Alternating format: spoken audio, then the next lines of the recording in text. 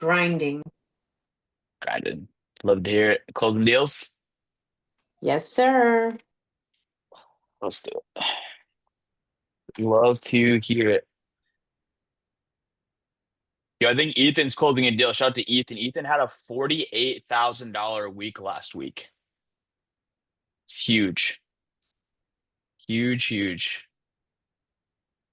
I believe Damon did about 20K. Team is popping off. All right, but I'm really excited for our guest today, so let's jump right into it. Claudia, you mind pinning our two guests? Yes. We'll let everybody in that's in the waiting room. What up, guys? What's up, brother? Good, Yo, man. yo. All right, dude. Let's just dive into it. I'm really excited for this one because you guys have not been at Pinnacle long, but it's clear you guys have already built something great. You This guys are going guy, to build by the way, I something just so massive. you notice face. And hold on one sec. All Sorry, right, muted. got to mute him. Um, where was I at? But you guys are going to build something massive. So I'm excited to hear you guys' story. What are your goals here? What you guys are looking to do, and also some lessons you've learned from different past experiences. So, first of all, if you guys want to introduce yourselves, give people a short backstory about who you guys are, how long you've been here at Pinnacle, and what you're doing before this. All right, I guess I'll cue that up. Go My ahead, name's Sean. Sean. We're with Native Life Group. I actually, I'll tee Mike up here. Mike and I met working for Grant Cardone. I was there in the sales room for 3 years. He was there for 5 years. I left. Actually got fired at the end of 2018. And then went full time with my wife. We had already invested in a storefront to build our beauty company in Miami. So left there, went in full time. Long story short, took everything I learned, and we grew that to the #1 Google rated permanent makeup salon and training center in all of Florida. Built up a very large online student base, 26,000 students.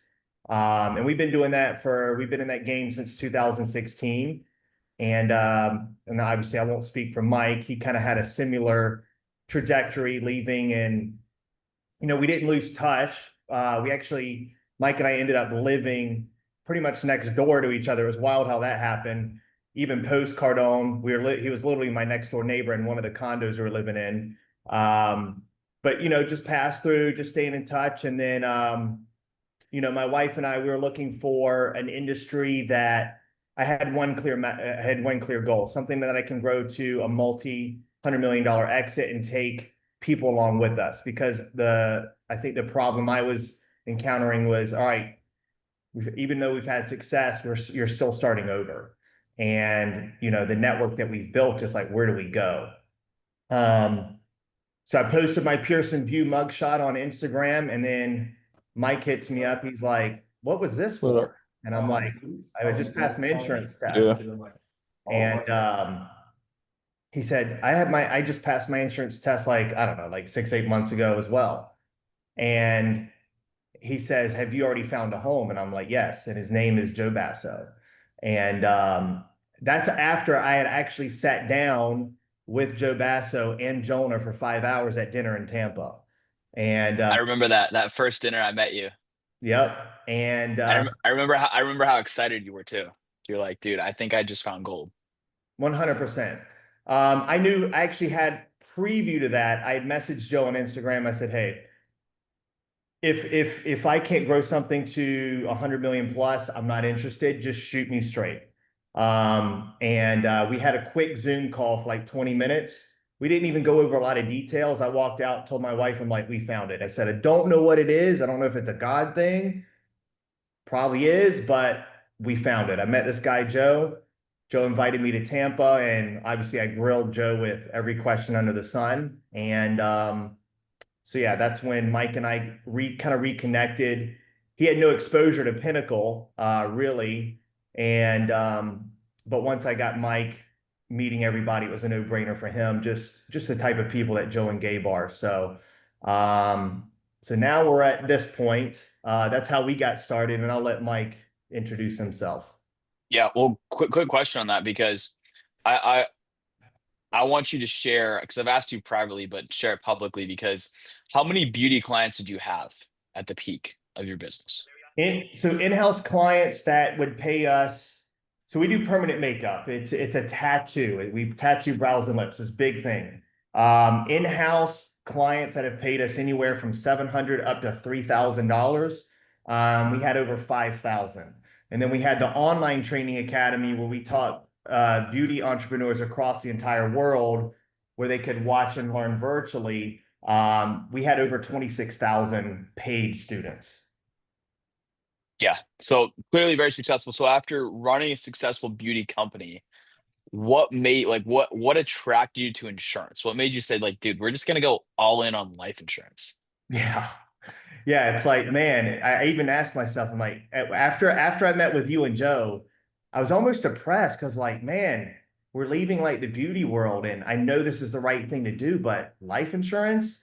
Well, here's the thing. Number one, it's an industry that rarely changes. The policies may get better, the carriers get more competitive. It's boring. It's boring and it never changes. So anybody over here that's thinking that the grass is greener elsewhere, I've looked at other industries. I used to pay executives $200 an hour and say, show me the numbers. Because in my industry, you're chasing trends. I'm having to release new products, new packaging, stay ahead of the game, and it's an exhausting process. Like some people think, I want to go do e-com. Like, dude, it is not sustainable because you have to stay ahead of the game. I love insurance, and not only am I out of my niche, I can go after everybody in America. So, and another thing is when I rode around and I actually went to multiple agencies with Joe throughout Indiana and Chicago. I came up to Chicago a year ago. The amount of people that no sales experience probably could put two sentences together making 30 grand a month blew me away. And then I met Allison Curran and Alyssa Curran because I even remember I told at the dinner, I said, show me the women that are winning in this business. And I was just blown away by it. So that's what excited me because my student base, who majority of we have a large team and they came from beauty. I'm like, I want to be able to bring them along. One of my girls just did 18K last week. Her name is Carol. She's been a student of ours since 2019. So it's just a constant reminder that this industry is just absolutely incredible. Yeah, yeah, I love that, and I want to dig more into that here in a sec. But I'll tee it up to Mike. Mike, what's up, brother? Man, Yeah, Zoya. we're here. We're here. Excited to be here. Listen, for those who are on this thing, for you to have coaching calls and for your leadership to constantly pour into you and bring in other individuals who may be able to share one or two things that'll change the trajectory of your business, man, you got to understand that that is not normal. You have to understand that you need to respect it. Show up to these calls, put your damn cameras on, right? No one's too good to show their face.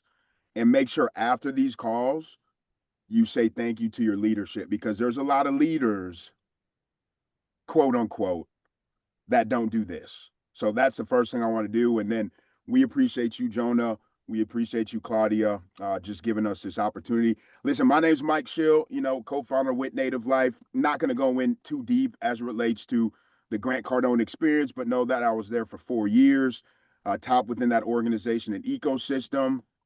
After the fact, opened up a marketing and advertising firm. We work with massive companies, Fortune 1 and Fortune 500 companies. However, it wasn't feeding the soul to the degree that I wanted it to feed, right? We come from a background of taking businesses and increasing their bottom line by 30, 40, 50%, accomplishing that in under 90 days, hitting every single element of a business, your people, your operations, your marketing, and your finance. And when you do that for half a decade and you sit alongside a billionaire who operates like no one else operates, that guaranteed, right? You realize there's a void and you want to continue to fill that. And so that's why I partnered up with Sean on top of the fact that that's an ethical individual. I know his work ethic. We're on the same page, right? Within the insurance space and the insurance industry. And that allows for us to do that exact same thing. And I want everybody to realize on this call, Like, you got to see the bigger picture, man. This game is not just selling $35,000 in a month. Honestly, that doesn't even excite me. That means nothing. You got to be thinking bigger, man. You got to be thinking bigger. This is a business, this is an operation, this is growth trajectory, this is EBITDA, this is aggregation, this is taking it to that next level. And if you're not thinking like that, you're absolutely crazy, because this is a vehicle, and we vetted out a ton of vehicles. This is a vehicle that is not like any other vehicle that's out there if you put in the work and if you're dedicated to the bigger mission. So that's my 2 cents on who I am. I'm not going to get too deep on into it, but hopefully that answers that question, Jonah. Yeah, I love it. I love it. And I know I said last week that that was the last call, that we were talking about leadership development, building the business, everything else. But this is truly going to be the last one. This is going to be a conclude this month-long series. I had to get these guys on here because they know how to build and scale businesses. And like Mike said, we want you guys thinking bigger, because dude, it makes my stomach hurt just when I think about how badly I want to see each and every one of you on this call freaking win. Because you got to be thinking bigger than just the day to day. And I'm just trying to sell a policy today, or I want to do 30K. This, like, dude, I got stuck in that rat race, and that's cool. Like, you can make a lot of money, but it's not sustainable. What happens if you get hit by a car and you're in the hospital for 2 weeks, or you get sick, or you go on vacation, or whatever it was? So that's important to like produce, to build the building blocks and build the credibility.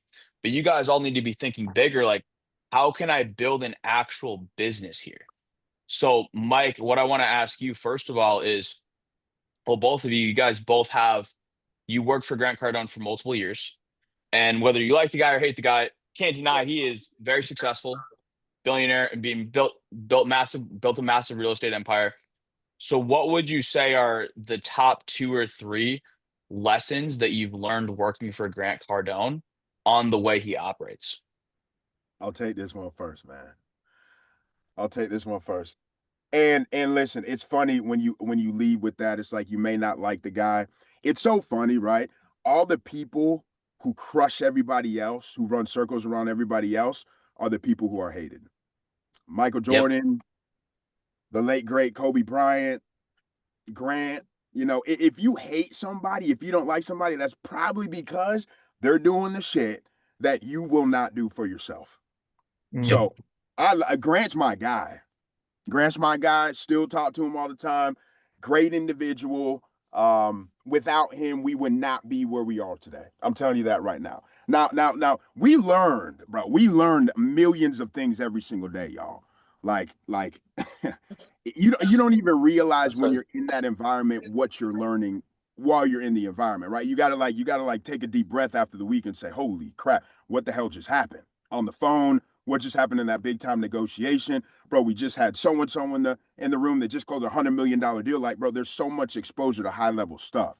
So for me to pick out 1 or 2 or 3 things, man, we learn 1 or 2 or 3 things between 9 a.m. and 10 a.m. Eastern Standard Time on a freaking Monday. But what I will say is this: there's 2 or 3 things that stand out to me. The first thing is, you got to build your brand, man. Listen, when I entered that ecosystem, there was $17.5 million in the real estate fund. I remember vividly walking into Captain Ryan's office and seeing their trajectory. I vividly today, I saw the chart. When I left that organization, they were worth like 4.2 billion. Okay. Now, how does one do that? Well, of course, you have to have a multitude of products to offer to a purchasing population. We get that.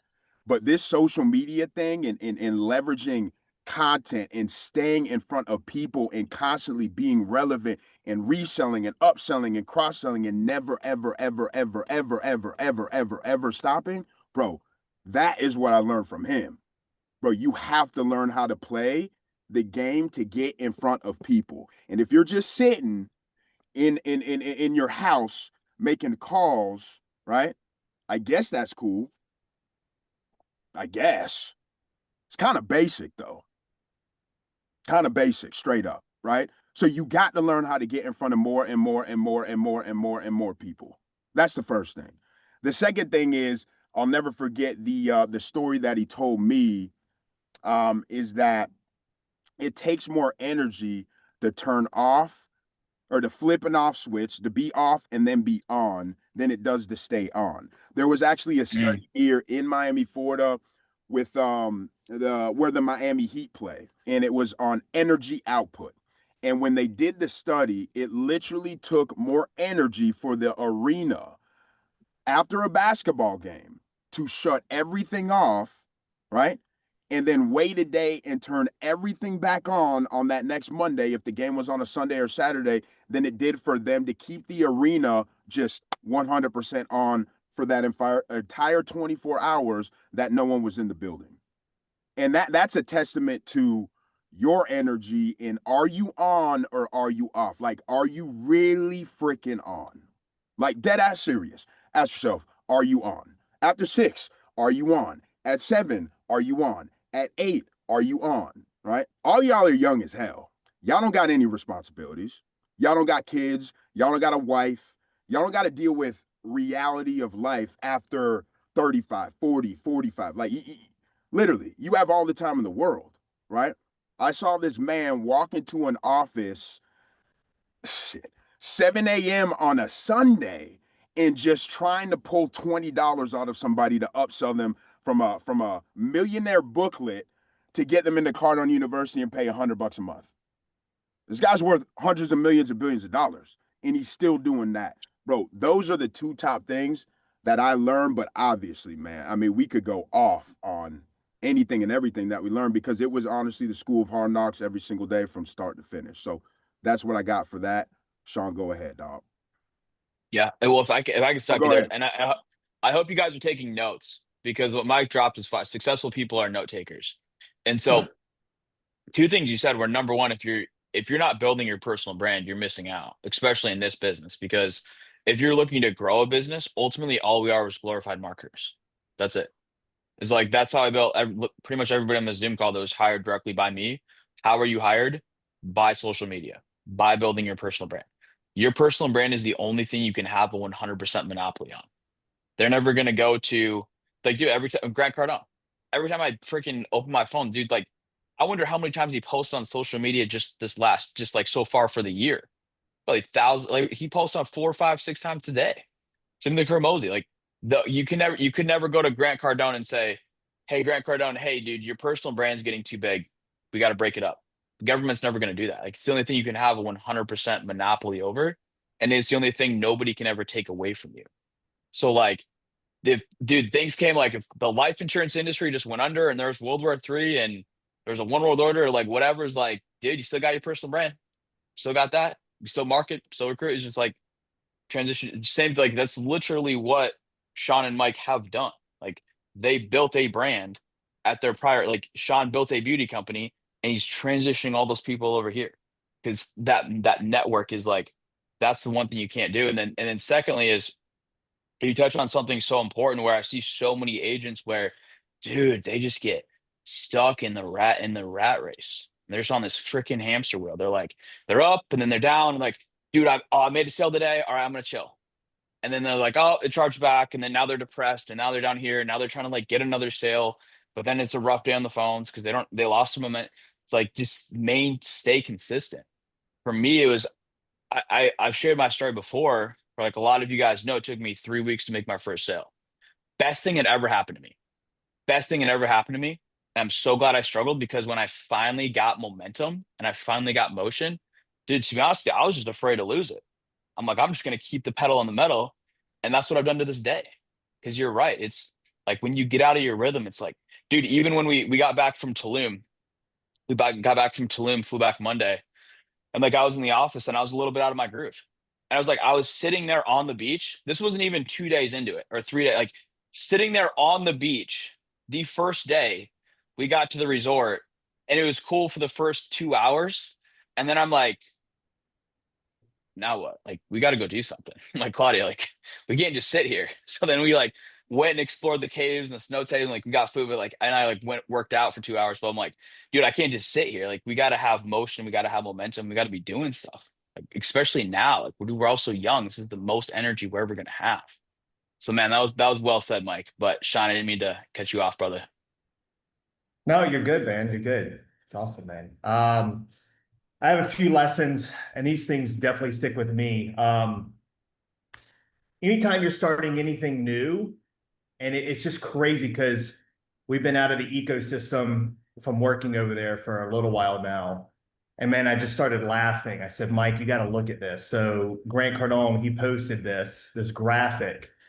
And step number one, you got to have a target. Step number two, get attention. The leads and the sales don't come to step 5.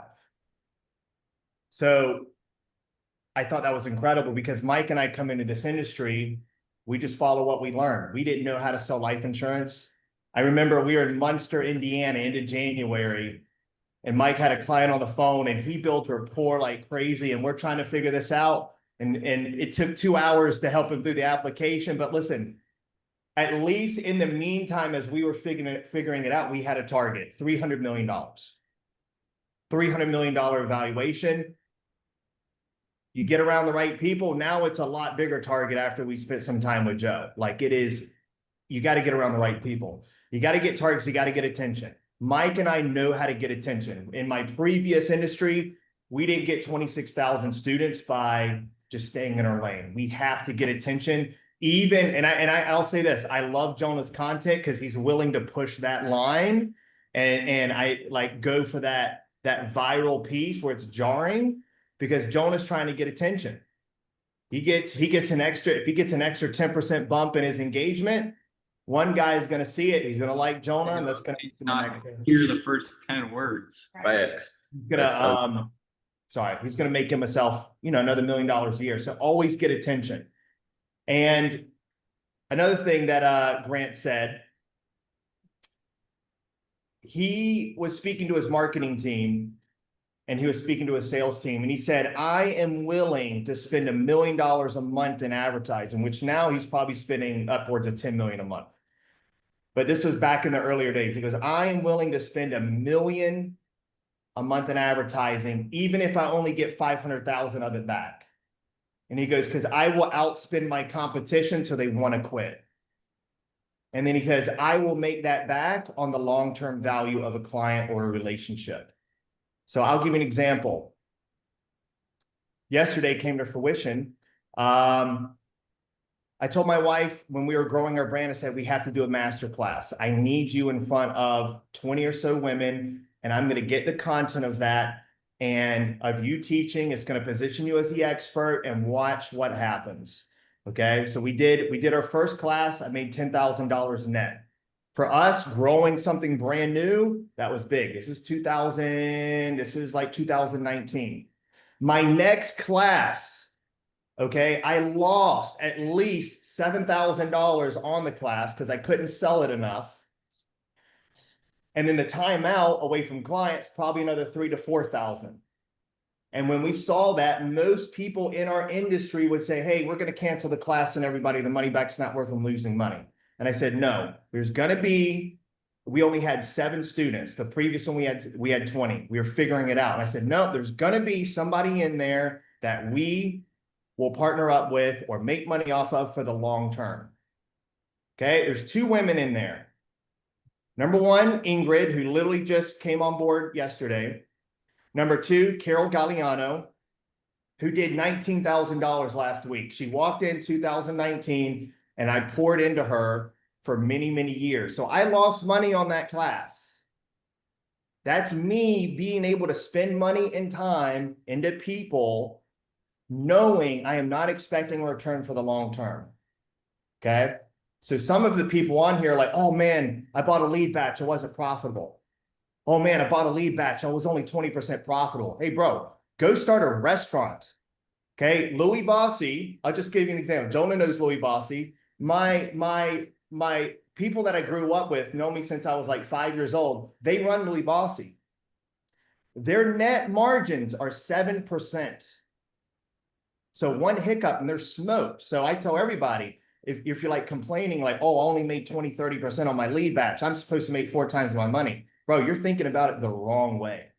Like Mike and I are willing to lose money and suck it and suck it out for the long term. And then 5 years from now, we're going to be the ones at the table when Joe's like, hey, let's all go in and let's make a deal. Okay. Another thing, one more thing that I'll speak on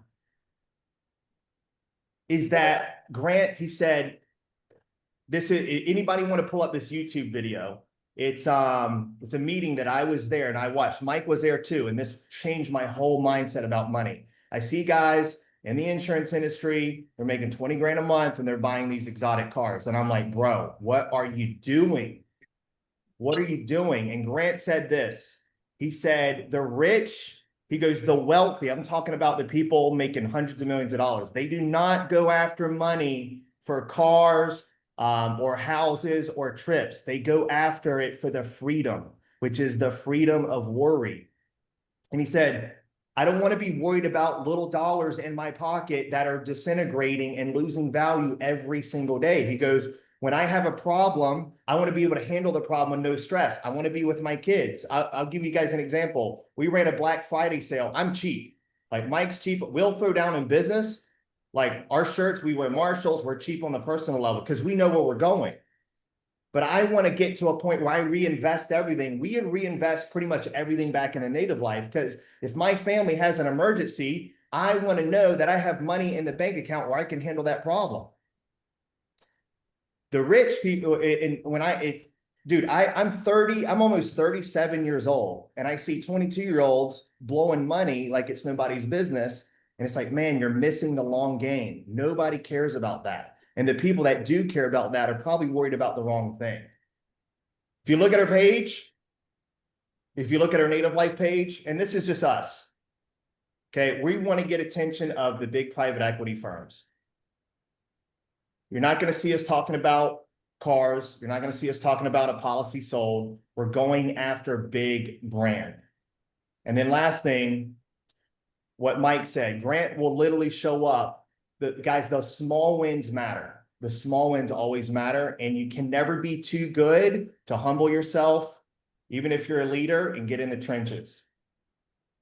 We're doing 10X Growth Conference, 10,000 people. Grant probably already netted $7-8 million.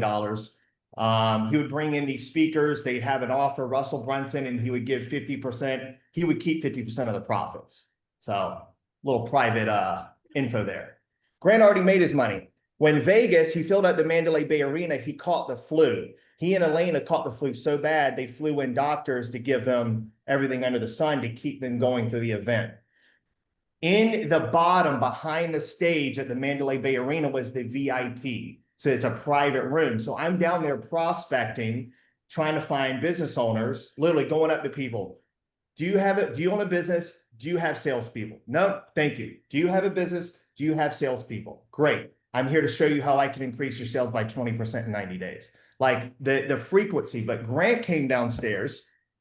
Under the room, they had $20 10X gift bags. Inside was a hat, a book, and some pens and some BS that in the room, because they had them stored down there, but in that same room were business owners who were multimillionaires. So Grant, he sees all the bags that they weren't selling well, and he had the biggest pissed off look on his face. And he says, Sean, get over here right now. He said, pull your arms out. So I had my arms out like this. He loaded my arms out with duffel bags. He goes, come on, we're going to go sell these things. He was sick as a dog, sneezing. You could tell he had a fever. Like he was, I mean, he looked like death. And he's walking around a business owner. He said, hey guys, he goes, anybody buys this bag for 20 bucks, I'll autograph a book for you. And it was just so impactful because did he need the $20? No, but he understands the long-term impact of an individual sale, or some, doesn't even have to be a sale. It's the individual impact of building a relationship, because he knows his business owners can be like, wow, he sold me $20. I wish my people would do that. I'm going to go buy a $30,000 program from him. So hopefully that was helpful. Yeah, no, that was good. And I was listening to a Grant Cardone podcast a few months ago, and as you were saying that, like, it just made me think, like, he was sharing his story, and he was on the road for years, traveling 7 days a week, flights, Like he just it that like you don't get to that level without just sheer tenacity and work ethic. And he's I don't know how old he is, but 60s, maybe 70s. But he's 67. like, yeah, he's on the podcast. He's like, he was ending it and he said, "What advice did you have for young people?" It's like, dude, just work. Just work. Like if I have maids, I have servers at my house, and like if I see dishes at my house, I do the freaking dishes. If there's shit on the ground, I pick it up. I work. And just it's just something so simple. But the way he said it, that just stuck with me of like, that's the mindset you gotta have. Like you gotta have a lot of grit to get there. So one thing that I have noticed about you guys, because I do want to transition more into like this has been really good, but like specific topics people can apply to their businesses. So one thing on that level is one thing I've noticed you guys, because you post on your social media is like, dude, you guys are running hiring calls. Like you'll post your calendars back to back to back, back, back, which I love to see. My calendar's the same way. Like I don't like white space on my calendar. So what are you guys doing and how are you guys marketing yourselves to get that amount of hiring calls on your calendar? I'll tell you. Oh, so yeah, I mean, step one, it all starts with a foundation, and that's the person. So we run a lot of ads. I've been running ads for 10 years. I was self-taught because I left Cardone, I didn't want to hire back in the day, hiring videographers, ad guys. They're going to charge an arm and a leg and then ship off the work to Pakistan. So I was like, I need to learn it myself. It was just that just comes from years and years and years of learning how to get attention. So we run a ton of ads, run a lot of ads, and I'm very good at testing. So that's one, like I've spent a lot of money. I've spent $1 million of my own ad money in the previous business. And then I've also had, a lot of coaching with like higher level people. I'm talking testing. Like right now I have 60, 70 ads running at a single time. So we're always looking for the differentiator that's going to save us 20% over time. But what we do is we run ads and I get them to the webinar. We did a webinar back in December. I keep everything very simple. We did a webinar back in December. That's what launched us. I had 700 registrations, 200 people on the webinar. I had Joe and Gabe and Mindy on there. And I took that recording and I give people the opportunity to watch it immediately. So we're bringing in 25 applications a day, and I'm getting so that's after they watch the 1 hour webinar. They register. I get 120 registrations a day of people watching my 1 hour webinar on autopilot. And out of that, I get about 20% applications. Our goal, so when we started our second hiring round, we obviously did the first one and we're like, hey, we're not going to recruit anymore. We're going to pour into our people. We got to get in the trenches, learn this thing, figure out like what this language actually is. And for the guys on here recruiting, listen, like 10 equals 1. You're going to have people that come on and you think they were players and they're going to blow it up and they do nothing. And then they're not there anymore.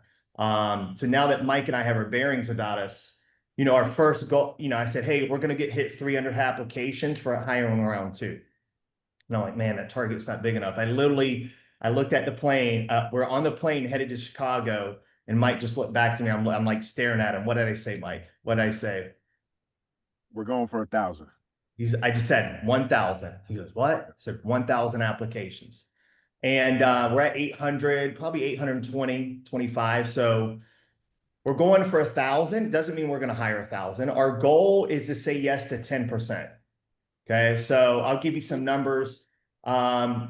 60, 70, our admin, he calls and books the calls. I say no to people based on the application. Did they actually try to present themselves on the application? If I say, hey, why are you going to be a good fit for Native Life? They say, oh, well, I'm motivated. I'm not going to listen to you. If I see people, even if they're unemployed, if I see people that even it says unemployed, but they give me a long paragraph and they put effort into it, hey, I'm going to give them a shot. Our guy Carlos was not making more. He was one of our first hires from Venezuela. He wasn't making more than $2,000 a month. He's making 30 grand a month and he's slinging annuities too. So you got to give the little guys a chance too. But our goal is to be at the end of the day a 10% higher rate. So 1,000 apps, we're at 12% right now. We get 100 in, but then out of 100, you're probably going to have, we hope to end up with 15 to 20 people who literally want to take it seriously, because you're going to know, we notice problems. People come up, oh, well, you know, now I'm going through a family problem. Now I'm going through this, and they give pre-licensing. They have an excuse why they haven't finished it. So we are not in the business of waiting on people anymore. Like in the beginning, it was like that. We wanted to grow slow and set our foundation. Now we're here to make a statement. So, I mean, we're only doing about 10% of what we know to do, but obviously there's things in place. One of the things Jeff Bezos said, he goes, you can't just release everything at once. You have to release things in order to where the marketplace can actually ingest them. So we have big plans. You know, my goal, you know, I only spend about $200 a day. I'm paying $10 an application. You know, I'm willing to spend 20 grand on one agent, even though I'm getting it for way less. But I'm willing, even if my applications were $100 an application, I'll take that all day long, because I know the lifetime value of building a relationship with an agent and carrying them for the next 5 to 10 years. So yeah, that's our goal. We'll hit 1,000. We'll go in and kind of clean up our process a little bit, identify holes, and then we will, without a doubt, and I say this confidently, we will hit 12,000 applications a year starting in 2026. Let's go. That's huge. What percentage of your team is women? Definitely, it's probably 60-40. Our guys are growing. Shout out to Tristan Clear. He's our top guy. He's growing a team now. As far as pre-licensing coming on, we have a lot more guys coming on, but we definitely started with a lot of women. And so it's starting, it was 70-30 women, 70%. Now it's starting to get more even. So it's kind of fun because, you know, the guys, you know, we have guys that come from sales backgrounds like Tristan and his team, a lot of Cardone guys. Tristan's from Cardone as well. And now I have the girls, they're getting together and they're teaming up. They're like, all right, we're going to take down the guys. So it's like a healthy competition that, you know, we're trying to implore. But yeah, we're getting close to 50-50 here soon. I love that. So we're the opposite. We started with about 99 to 1%. And now we're down, now we're about 90-10. And our goal is to like get those margins a little bit better and get more women going. I know that's one of Claudia's major goals. And I mean, it's like, I'll just say it. Women they have a way stronger advantage on the phones than guys do. Like 1,000%. a woman calls me is like, all right, dude, I might hear him out. But like a dude calls me is like, all right, I'm probably gonna hang that up. I'm hanging that call up. But it's so women have a stronger advantage, but it's also just learning how to manage the emotions along with that. And so speak to the women on this call and on our team of like what advice or like what tips and tricks would you give them to hit the ground running and really have success in this business? Yeah. So, I mean, I've been working with women. When we had a salon in Miami, I had 8 women working with me. So managing the day-to-day. Listen, there's this whole stigma about, equal pay and all of this. Listen, I'll tell you right now, we had like a mini lock-in at our salon up here in Fort Lauderdale. Bunch of guys, bunch of women, and women just smoked the guys. And Mike and I were dialing, just smoked us on appointments. Like, it is different. And you guys have to realize that. I don't just say that as like a recruiting thing or to blow smoke. Like, it is a fact that you guys get somebody on the phone. It doesn't mean you're going to get some angry guy who's screaming at you. You just hang up on them. But there is definitely, here's the one thing that I identified. There's a lot of women out there that are looking for something legitimate, not some, wholesaling, gig that some guru is selling online, or some, oh, come sell high ticket or whatnot. Like, there's women sitting at home. Maybe their husband is maybe the breadwinner, and they're looking for something to sink their teeth into because their kids are in school. And the problem, I'll tell you, the biggest problem you guys are missing is that some of the most successful women, one is 19 years old, guys, Alyssa Curran. Like, holy crap. Like, we post her. We have a great relationship with Alyssa. 19 years old, cranking 60 grand a month. Like, if you want to recruit more women, you gotta like tap into that. Allison Curran, I mean, she has 3 kids, one with special needs, and she's at home and she's cranking 300 grand a year, you know, and she knows underwriting like insanity, and they both help us out. So when I see that, I know there's women that will identify with that, and they're like, okay, the great thing is, guys, you don't have to be a beat down salesperson. You literally read the script. If you're beating them down for a policy, they're going to cancel anyway, if they didn't want it in the first place. But that's one of the greatest things in my industry, guys. You had to come to us and learn how to tattoo. You needed specific skills. But I think one of the biggest things that I would say to encourage women is you got to understand the long game. You have to understand the long game, and you have to start studying the big players. Not just people like Jonah, not just people like, the top women in this industry, let's say like a Mindy. You gotta start studying the founder of Nike. You gotta study Elon Musk. You gotta study people that you don't like, including politicians that are who are great in business. I don't have to agree with everything Jonah says. Jonah and I could be separate religions, separate political views, could be, but I'm like, hey, Jonah's got something of 10% that I can take. So my goal is to be the forefront of getting more women into this industry, because I'll give you an example. Carol and Hada, they both turned in the keys of their salon. They turned in the keys because they replaced their income doing this. Carol and Hada was agent number 1. Carol came right in behind her, life-changing money. And I tell you what, they're not doing anything special. They're just staying consistent every single day.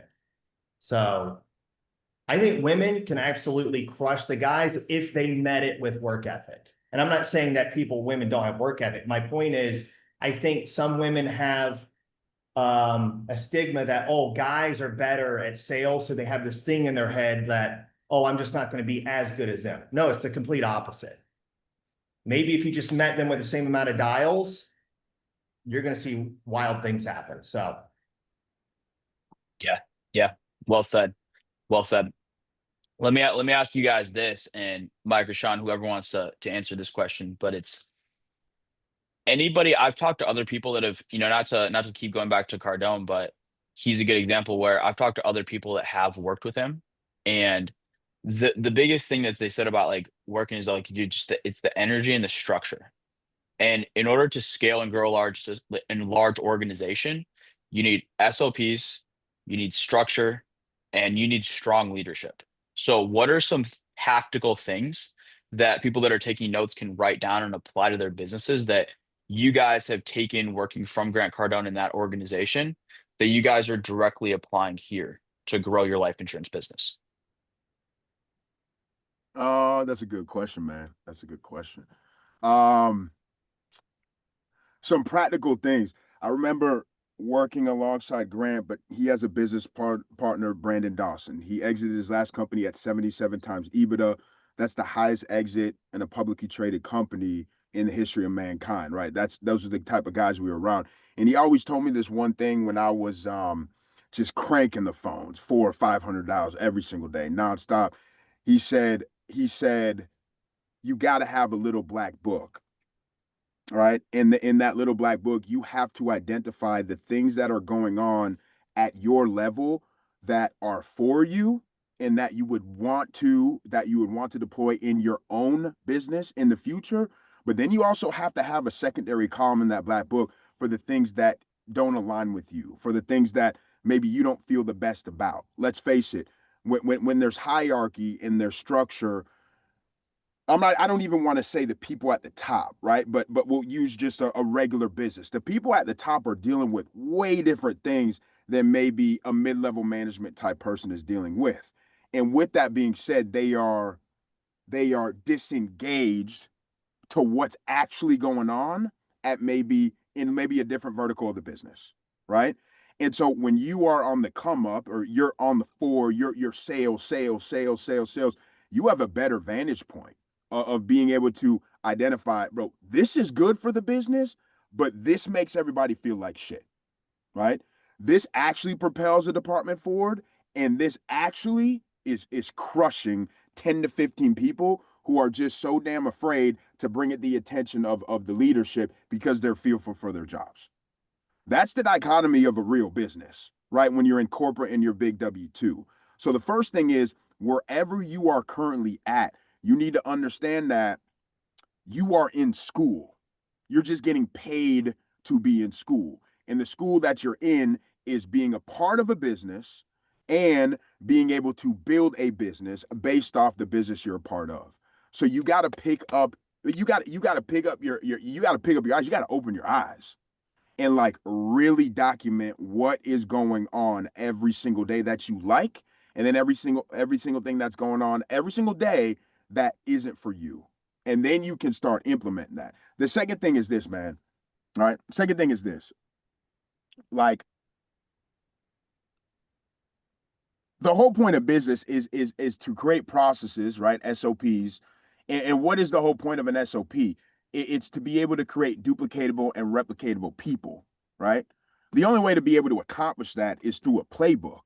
The only way to be able to accomplish that is through going through the suck, embracing what you got to embrace, and then documenting exactly how you are executing that action, right? That skill set. So while you're going through the muck or while you're doing the thing that you're doing, you have to stop sometimes and write down what's working and what's not, right? Because that is the only way that I can get somebody ramped up to a point where they can operate like me, or at least they have the same quote unquote experience as me, because I'm the first initial experience, right? In the NFL, they don't just tell somebody to go out on a football field if you're running offense and just figure it the hell out, man. Y'all got Pat Mahomes today. Y'all got a great defense, and just figure that shit out. No one does that. You know, there's like anomalies that can do that, like an Antonio Brown or those guys. That's just on a whole nother level. But the regular person cannot do that. What do they get? They get a playbook, right? Every single thing you do, document it to the point where you have your own personalized playbook in your recruiting, in your onboarding, and what's working and what's not working. I'm not talking about the playbook of Jonah Luce. I'm talking about the playbook of you being in the trenches right now, right? And that way, when you build, if you build, or you bring one person on, you've got something tangible for them to see. And now they have the exposure that you had, and now you're just expediting time, right? Leadership. Brandon Dawson told me leadership, the number one job of a leader when it comes to team members is to make their lives as easy as possible. That is it. You're not supposed to do anything else when it comes to your team members, right? The people that are working alongside you. You have to make we are anal with this. You have to make their lives easier every single day, and everything you do needs to support it to be more streamlined, and for it to support somebody to get initial traction in a short amount of time. That is leadership. That is leadership, right? So make sure you're doing that. And y'all are in school right now. Learn. It's not just about insurance, man. It is not just about insurance. The speed of the leader is the speed of the pack. We all know that quote. I will say this much also: if you're part of teams, organizations, maybe the leader isn't making 450 phone calls like you. Okay. Maybe the leader isn't busting down 60K in a month. So what? Because what that leader is doing is making sure that your CRM works. It's making sure that you got a support system. It's holding one-on-one coaching calls. It's onboarding. It's hiring. It's recruiting. It's gathering data and information and sitting at the table and dealing with the shit that you ain't got to deal with, which is why you can sit in the chair that you sit in without having to deal with any of that other stuff. Because those are real problems. Picking up the phone and dialing, man, It's the easiest thing in the world if you just do it every single day, right? So that's what I'll say as it relates to that leadership, and then what we learned at Grants. Yeah. Yeah. It's funny because I mean, I love where we're at and I love the position I'm in, but it's like on those busy days, you're dealing with this, you got this going on, you got to put out this fire and this person's complaining. It's like some days I think, man, like the days were a lot simpler and I was just dialing and closing. Hey man, I tell Sean and I joke because Thursdays now it's getting it on the Wednesdays. Now we're doing one-on-ones. Like the calendar, you said something that's funny, right? You said white space is back, but we were always taught white space is the devil on a calendar. You look at Mm. Grant Cardone's office, bro, or Grant Cardone's calendar, bro. There was never a time where that man didn't have to do something. Like I'm talking about 365 days a year, 7 days a week. Like bam, bam, bam, colors, colors, colors, colors, colors. Like I never saw white space. But what I'm saying is, Sean and I we're back to back to back to back 2-3 days, just in front of agents doing our thing. And we always joke like, damn man, I just want to be in the marketplace and make like rip like 350 phone calls, man. Like it's just so much easier. It really is. It really is. So just don't negate that. Just don't negate that. At different levels, you just deal with different things and a lot of emotions, man. That's a whole different conversation. Let's just say that. Yeah, yeah, for sure. Let me ask you, Sean, this. What would you say are some tips for, first of all, building great culture, but along with that, creating synchronicity where everybody's rowing in the same direction? Yeah. I think culture comes in a few ways. Like if you're going to build a brand, you're going to build a company, you need a few things. Number one, you need a brand, which is the flag. Okay. Some people say, well, the logo is not important. You're right. You need to go get money. You got to get attention. You got to have a target. But, you know, you look at the soccer teams up here, your favorite football team. We just went to go to the Eagles game with Joe. Like, dude, he loves putting on the green. Those fans love putting on the green. So they get excited about what they can wear. So it's a team, they have to be a part of something, of a flag they can raise. Then they need a coach. They need a coach that's driving, and then they need the actual team that they can be in the trenches with and have fun with. But for those of you who aren't ready yet, for those of you that are dialing, you're like, hey man, I'm not here to build a team yet. I'm just trying to figure out the game first. Maybe you're younger. Some of you guys really do need to create success for yourself. So then when you go out and recruit, you can attract more people and, not showing a fake lifestyle. You just got to go out and show authenticity and be like, hey, this is what I do. You will attract people. But when that comes, you need to be learning from Jonah. Like you need to watch what Jonah's doing. If Jonah is putting on a lock-in, you need to watch how he plans the lock-in. All right. If Jonah is showing up to certain meetings throughout the day, you need to do the same thing even if you have two agents. So one of the things that Mike and I we have so much attention on because we have more people coming on is daily communication. So we have the Native 15, which is a 15-minute huddle every day at noon, like clockwork. We go over wins from the previous day. We go over announcements. Everybody's ringing the bell in the Discord. Everybody's going wild. And then we do a 5-minute devotional. Okay. And then I'll stay on after the 15 minutes if new agents have questions. But it's just the daily communication. Like when Mike and I were at Cardone, we role played every single day. We had a sales meeting every single day and then a company meeting every single day. Now, obviously, there's some meetings where it's like, hey, dude, you can just send an email, but it's daily communication. I'll give you an example. There's agents out there right now. So we're bringing new agents on. Mike and I are setting up one-on-one calls. The biggest question we get is it okay for me to go listen in the Discord room? Like I was like, oh my God. So you don't get that data unless you're actually pursuing. Now, as far as coaching, we tell our agents, you got to meet us halfway. We're not going to chase you down. But communication is key because there's going to be agents out there that are like, hey, if we want to be in sync, it's a daily communicative process. Even if I told somebody the Discord is our virtual office, they're going to forget it 4 days later. I guarantee you. I forget what I ate this morning, like dad brain, that's what happens. But you have to communicate that daily. Tampa, Our event coming up in Tampa on Monday, every day, guys, Tampa, even if I know everybody's registered, Tampa, November 3rd, Tampa, November 3rd, Tampa, November 3rd. It's the same thing in sales. When you get in front of somebody or you're running an ad, you got to clearly communicate it on a daily basis. So communication channels are, if you're not tapping in with your mentor, your leader on a daily basis. Now, some of you guys, you're writing 30, 40 grand a month.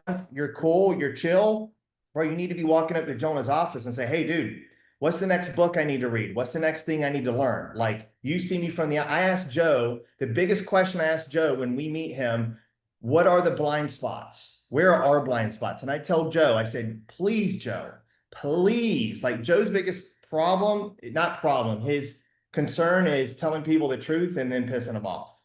He's got to be there. I told Joe, I said, please, if you see that all of a sudden there's a blind spot where we are lacking either in leadership or whatnot, you tell us right away.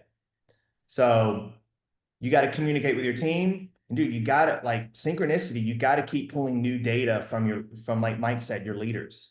Your leaders are going to have different talents. I'll tell everybody on this call right now. When I was at Grants, I was a mid-level salesperson because we had savages in there. Okay. Mike and I are we run our partnership. He has strengths, I have weaknesses, and guess what? They equal themselves out. When he has a weakness and I have a strength in it, we have no ego in it. He'll be like, hey, Sean, that's your play, go run it. I'll tell Mike, bro, that's your play, run it, because we're going on the same destination. So if you're working with your team and there's no ego in it, you don't have to act like you know everything. Matter of fact, that Jeff Bezos does not know anything. He just knows how to put people in place that do. But you got to learn to go to your people and communicate on a daily basis and say, hey, dude, here's my weaknesses. I need help with this. How can I fill in the blanks? But it's daily. It's constant. Like, if you got to be on the Discord, you got to be on mute. You got to be talking to your team. If you're having a bad week, even if you're having a bad week and you're sick or whatnot, you have to be in the sauce like daily. Even if you're not showing up to that beautiful office in Tampa, like, you got to tap in because, dude, there could be one thing, one line that changes everything for you. Like Mike and I, we went to a conference. I said, I'm not looking to learn a bunch of stuff. I'm looking for one thing. There's one line that we learned that'll make us $1 million guaranteed. I love it. I love it. All right, Mike, last question, close us out here. What are the, because I love just, dude, the vision you guys have cast of like, bro, we're looking to sell for $300 million. Like, we're going big. But for the guys on here that are like, hey, I'm just looking for my starting five. Like, I'm just trying to figure out how I can get it to 200K as an organization, get my guys rolling. Like, what advice do you have for those people? This is what I'll say to that. You got to have targets, okay? There's a difference between a goal and a target. A target is short term. It propels you to maybe that next step and next step and next step. That's the target. And then the big vision, the cast vision, that's the goal, right? For the individuals that are on this call that honestly don't give a damn about something massive, that's totally cool. Because what you envision, quote unquote, success is, or what you envision that pinnacle of what you want to achieve is, that's great, man. And that is awesome. You still have to do the numbers and break down the math on how to get there, is what I will say. Do not compare somebody else's goals and to yours, in the sense of there is no better or there is no worse. There's just different frequencies, different speeds, and a different type of operational effectiveness. We'll just say that, right? What I will also say is this: hit that damn target. If your target is 200K, awesome. Do whatever the hell you got to do to hit that 200K. If your target is, bro, I want a book that's evaluated at 1.5 million. Well, do you know what that even means? What you have to produce to get a book evaluated at 1.5 million? Do you understand what the multiple is? Right? Are we talking a life multiple? Are we talking a health multiple? Are we talking about a combination multiple? Like, you got to understand business, and that's completely fine.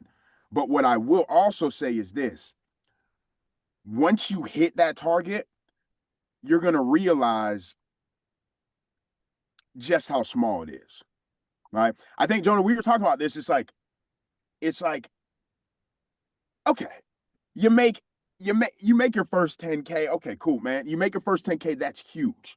When you make your first 10K, you realize, damn, that wasn't anything. Then you make your first 20K. You're like, damn, that really isn't anything. You get to 50, 60, 70, 80, 90, 100K. You make 100K in 1 month and you realize just how much money that isn't. Because when you start leveling up, you get exposed to different things. When you get exposed to different things, it's bigger opportunities, but bigger opportunities require bigger responsibilities. And what you're on track and what you were pacing doesn't meet what that new responsibility demands. And therefore, one goes up, and then the second one goes up, and then one goes up, and then the second thing goes up, right? If you have no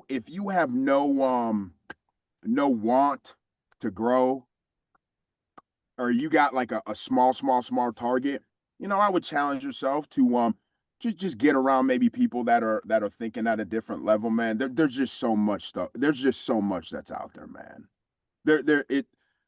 The world is crazy. It's abundant. I mean, half of y'all are sitting in a multi-million-dollar, $3 or $4 million office. You look outside your parking lot and you've got $900,000 just sitting there. You look to the hotel that's right there by y'all's office. Just that building alone is worth 7, 8, 9 million. It's cash flowing 200, 300, 400, 500 in a week. Like, you got to realize that this money thing and this availability thing, it's so massive. I would challenge you to level up what you're exposed to. I'll end with this. One of the biggest changes that happened with me is when we were flying around in Grant Cardone's helicopter. Okay. He has multifamily real estate. When you look at one building and you see a multifamily real estate property, you're like, damn, that's so big. If I could just get that, I'm golden. Okay. Well, we had the opportunity to fly around in his helicopter, and he's pointing out in the helicopter, I own that building, I own that building, I own that building, I own that building, I own that building, I own that building. Yeah, it looks like a lot, but when you're sitting up top, bro, it is a square. It is so damn small. So you got to realize that, hey, man, what you're thinking with is great, but bro, like, once you hit that target, there's just levels to the game, man, and hopefully you just keep playing the game, man. Hopefully you just keep playing the game. Just keep playing the game. Man, what a good note to end on. Sean, Mike, thank you guys for hopping on. Guys, reminder, Pinnacle Conference on Monday. Looking forward to seeing y'all there. Appreciate y'all. Thanks for your Have a time, great bro. week.